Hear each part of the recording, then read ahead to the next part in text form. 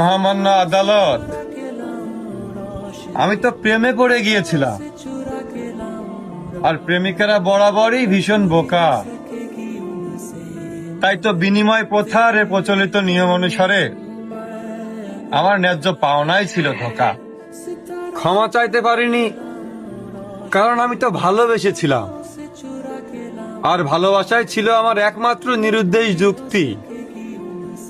অবশ্য তখনও বুঝতে পারিনি অজুহাতের আশ্রয়ে সে চেয়েছিল এই মুক্তি। যেমন আমি তুমি নামক স্বার্থের স্বার্থপর, শুধু তোমার দিকেই ছিল এই অপলক দৃষ্টি। আল্লাহর কসম, আমি বুঝতে পেরেছি আমাকে ধ্বংসের জন্যই মূলত হয়েছে তোমার সৃষ্টি।